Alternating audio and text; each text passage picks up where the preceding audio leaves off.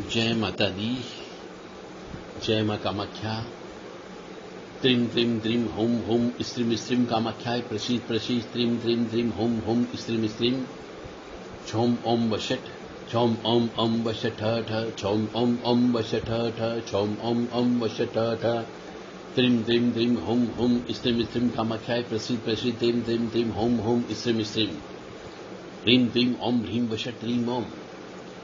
जय माता दी, जय मां कामाख्या। देव राधा ट्रस्ट सत्यवाणी चैनल से आप ज्योतिष और ग्रह नक्षत्र से संबंधित रहस्यमय ज्ञान सुन रहे हैं।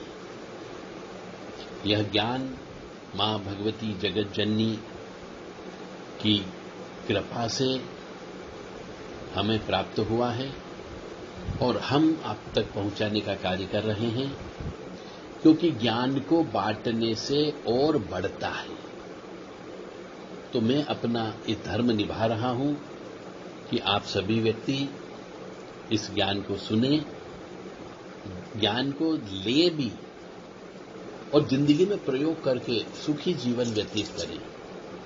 तो मैं अपने आप को बड़ा धन्य मानूंगा कि आपने इस ज्ञान को प्राप्त करके अपने जीवन को संवारा है, सुधारा है और साथ ही साथ में अन्य व्यक्तियों को भी सलाह दी है कि ऐसा करने से ऐसा होता है। तो मैं ये मान के चलूंगा कि मेरे जो इष्ट देवता हैं उनके द्वारा जो आदेश दिया गया है उस आदेश का मैं पूर्णतः पालन कर सका। रहस्यमय ज्ञान में हम डूबने के लिए चलते हैं।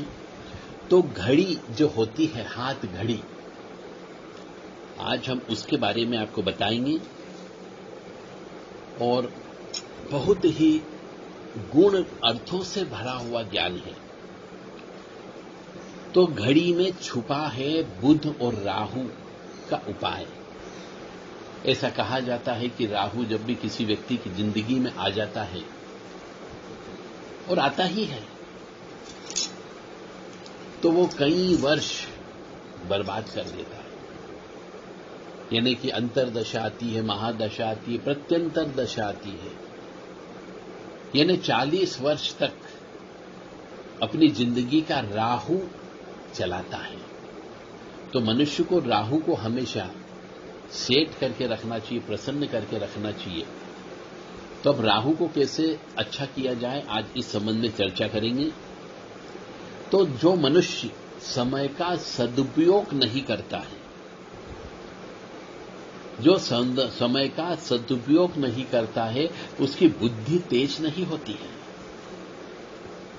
यानी कि जो सोता ज्यादा रहता हो, आलस्यपन ज्यादा करता हो, उसकी बुद्धि तेज नहीं होती है। और समय का सदुपयोग वही करता है जिसकी बुद्धि तेज होती है। और बुद्धि का मालिक कौन? बुध है। तो जिसे हम समय कहते हैं वह तो हो गया राहु, क्योंकि आकाश पर राहु का अधिकार है। वहीं से सूर्योदय और अस्त के समय चक्र का पता चलता है। इसीलिए राहु ग्रहों को अपनी धुरी पर घूमने वाला ग्रह है। लेकिन इसको काबू में, राहु को काबू में कौन रखता है? बुध रखता है। बुध यानी युवा है, बुध जवान है। और बुध जो है हवा देता है, आगे धकेलता है। और उसको मालूम है कि किसको आगे धकेलना है, किसको पीछे धकेलना है। यह कार्य बुध करता है राहु के माध्यम से। तो इसी क्रम को देखते हुए समय का चक्र जो है गोल गोल बनाया गया है। तो हमेशा घड़ी जो है गोल आकार की ही पहनना चाहिए। चौकोर आकार की, त्रिभुज आकार की घड़ियां नहीं पहनना चाहिए।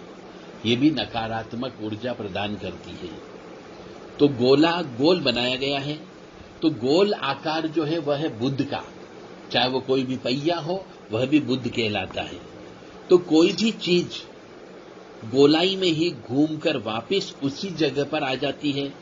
जैसे कि चांद हो गया, सितारे हो गई, पृथ्वी हो गई, ये सब गोल है।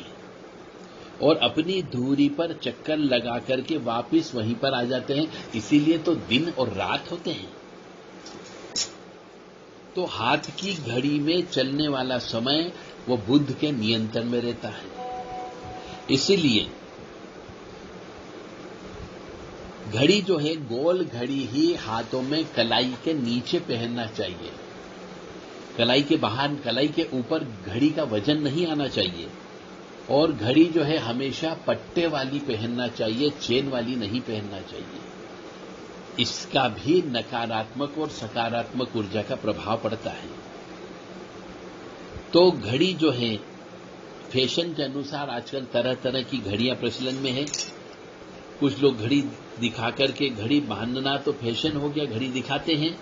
लेकिन कलाई के अंदर की तरफ घड़ी रखना बुध राहु का सबसे बड़ा उपाय है। यानी जहां हमारी कलाई होती है, उस कलाई के पीछे की तरफ पट्टे से गोल घड़ी बांधना चाहिए। तो आपका बुध और राहु भी नियंत्रण में हो सकता है। अब बुध राहु यदि घड़ी हम कलाई के अंदर बांध लेते हैं तो बुध राहु का बहुत बड़ा उपाय हो जाता है, जिससे बुध राहु को काबू में कर लिया। यानी जिस मनुष्य ने समय को अपने नियंत्रण में कर लिया, मतलब सारे मंसूबे उसके अनुरूप होने लग जाते हैं।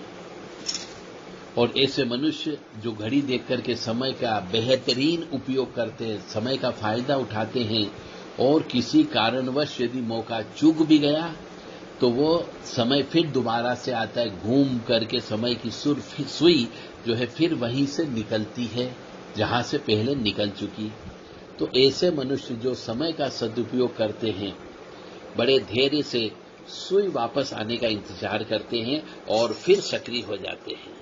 तो बुध राहु का समावेश प्रत्येक जगह पर होता है।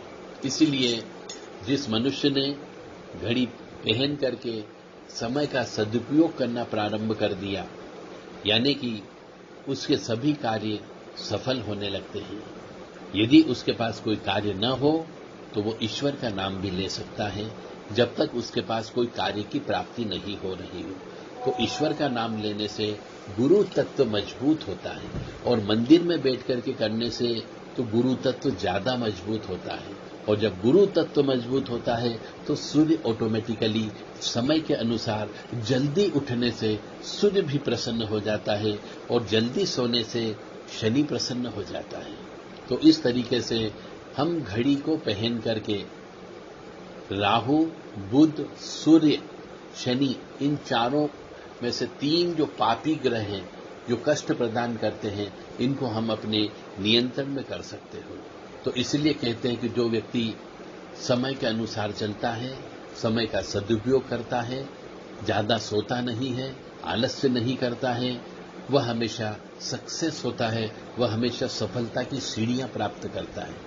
तो बुध किसी का यदि खराब हो जाता हो पत्रिका के अनुसार, राहु जिसका खराब हो, ऐसे मनुष्य को गोल घड़ी अपने सीधे हाथ की कलाई पर पट्टे के द्वारा पहनना चाहिए और समय का ध्यान रखते हुए कार्य करना चाहिए।